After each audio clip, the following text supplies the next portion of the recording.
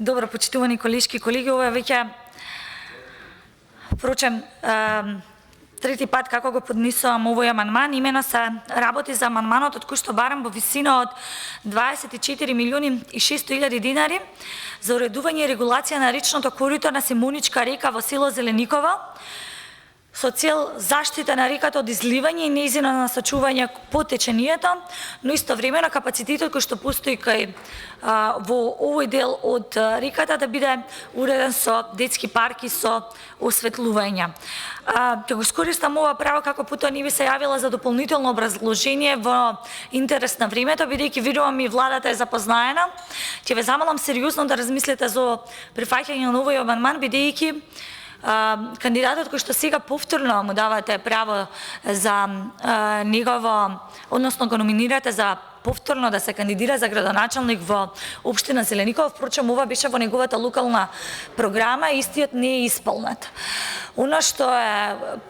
градоначалникот е од Социјалдемократскиот сојуз, колега, во општина Зеленикова. Мислам дека треба да го знаете тоа, колега ви. Меѓутоа,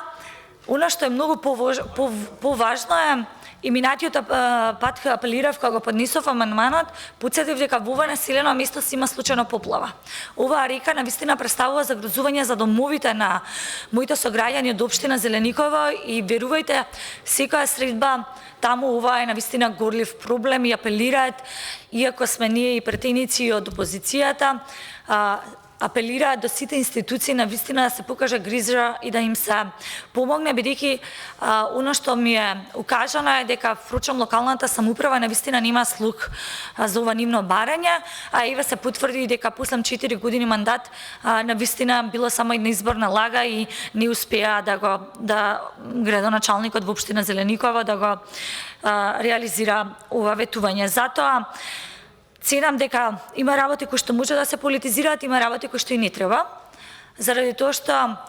домовите на моите сограѓани од општина Зеленикова се побитни од било која политичка партија, од било која политичка фигура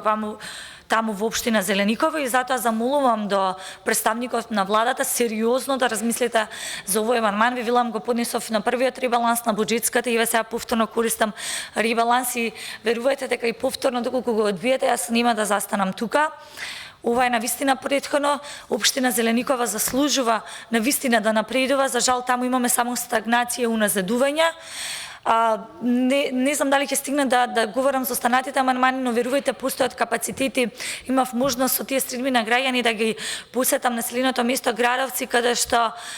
оно што е водно за Скопје, Градовци е за општина Зеленикова. Капацитетот е неверојатен, за нив таму успеавме да во тие разговори, консултации со граѓаните да направиме еден заеднички амандман за реконструкција и рехабилитација на патот до Градовци и проектна документација за водоводна мрежа. Затоа замолувам сериозно кога ќе одлучувате за вакви амандмани, имајте ги во предвид и помалку развиените општини, ако што сепак фигурираат во овој скопски регион, имаат капацитет, пружете им шанса, дајте им поддршка, особено еве кога таму е веќе ваш градоначалник, навистина нашите сограѓани таму конечно да видат барем малку благодети од оваа влада. Ви благодарам.